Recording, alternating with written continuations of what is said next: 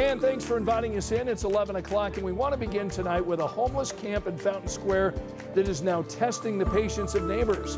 Our Alex Almanza talked with one homeowner tonight who says that she's selling her house because of constant issues, while camp residents say not everyone is to blame. Alex?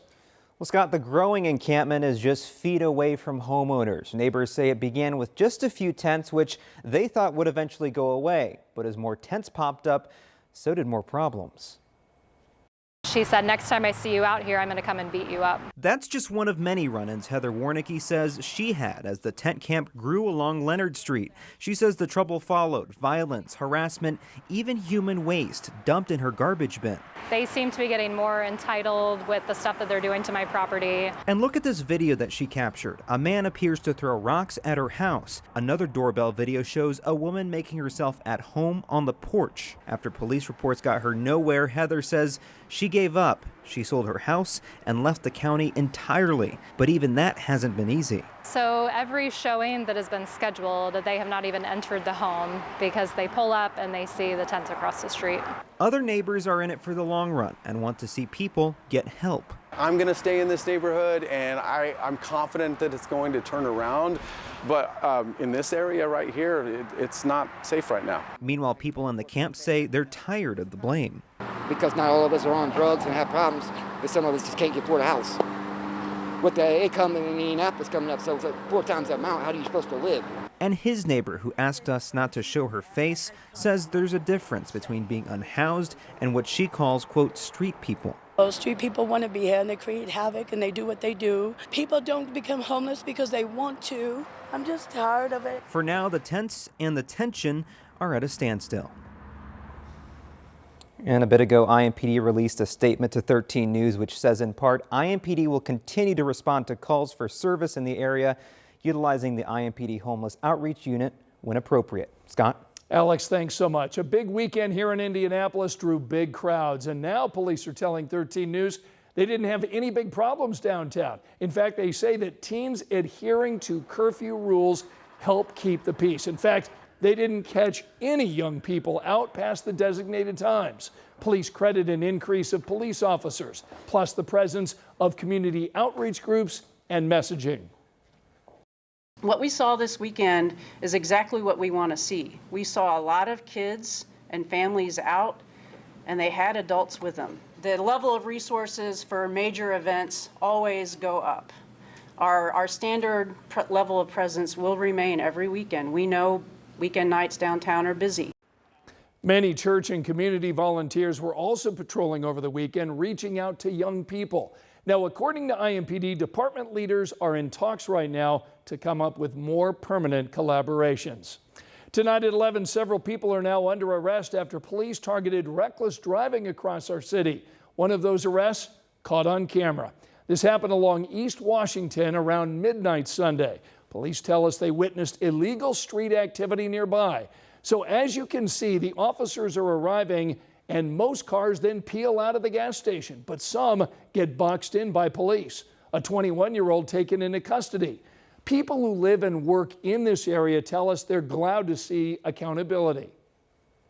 I'm glad that they got, stepped up and were quick to respond. I appreciate that. We just all kind of a quiet little community here, and appreciate everything that the police are doing to help keep that, to keep us safe here. Police also posted these pictures after a weekend crackdown on spinning and street takeovers. IMPD partnered with state police to arrest 4 people, issue 2 summons, 34 traffic citations, and recover 2 stolen cars. Angela?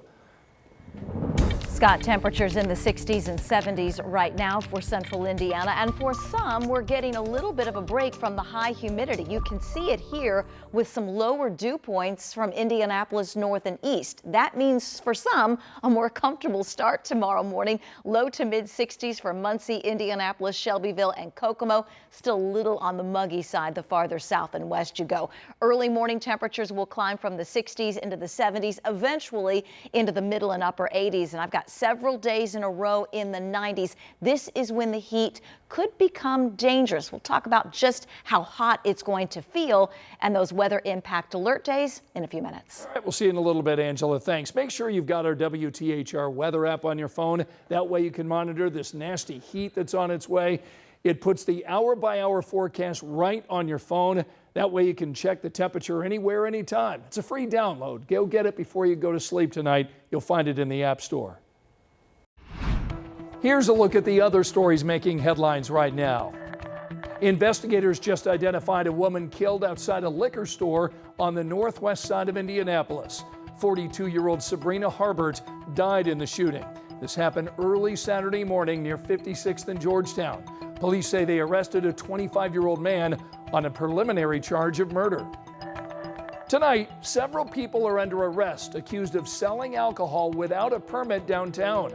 Officers say the 4 people were selling drinks for $10 each out of a cooler. According to police, they also found drugs and guns while searching the suspects. Tonight, a woman is dead after a crash on the east side of Indianapolis. This happened around 9 this morning near I-70 and Post Road. The woman in the red car died at the scene. The driver of the silver truck was taken to the hospital. Police say that driver is cooperating with the investigation. Tonight, work is underway on a new health clinic in Hendricks County. The Optum Health facility will offer primary and preventative services. That clinic will be located on Edwards Drive near State Road 267 and Stafford Road. It's expected to open in the spring of 2026. And check out this new license plate option for Indiana drivers. These are called blackout plates. Money raised by the new plates will go toward improving services in our state. The plates will be available next month. Remember, you can find all of our latest local stories anytime on our 13 News app. New tonight at 11, the push to bring Major League Soccer here to our city is now on to a new phase. The Marion County Capital Improvement Board of Managers is now accepting construction proposals. The deadline for submissions is Friday, August 22nd. Now, according to the current schedule for the board, they hope to award a contract by October 10th and nail down how much the stadium could cost by early next year. That stadium is expected to go in the area of the former Indy heliport, not far from Gainbridge Fieldhouse. Mayor Joe Hogshead has said that in the past that MLS is a priority for his administration. The mayor hosted the MLS commissioner back in February.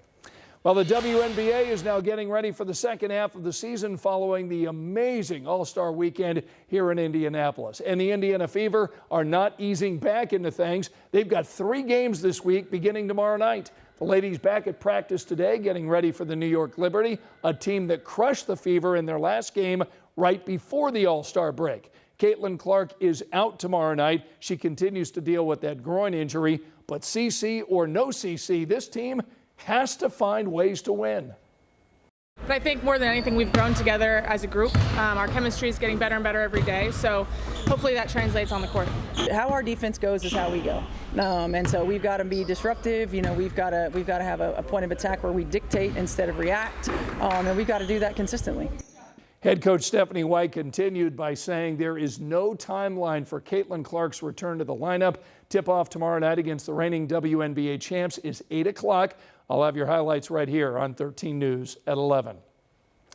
And want to remind you that WTHR is your local TV home for the Fever. You can watch their Thursday night game against the Las Vegas Aces right here on Channel 13. That game gets underway at 7 o'clock. Now, we mentioned All-Star Weekend, and now we're getting a better idea of the event's impact on our city. Visit Indy anticipated 70,000 people. Pacer Sports and Entertainment says the All-Star Game and the three-point contest both sold out. So we checked in tonight with one of the hotels near Gainbridge Fieldhouse. It reported being at 95 to 100% capacity. In fact, one of the team members at the pub says those kinds of numbers mean new visitors for downtown businesses. We had a lot of people that not necessarily live downtown, like maybe like Carmel or something, and now they're like, oh, we can come downtown and come to a place. So like we also like made a lot of repeat customers. People at the district tap also said they had steady crowds, but they did wonder if the injury that kept Caitlin Clark from competition also kept some fans at home.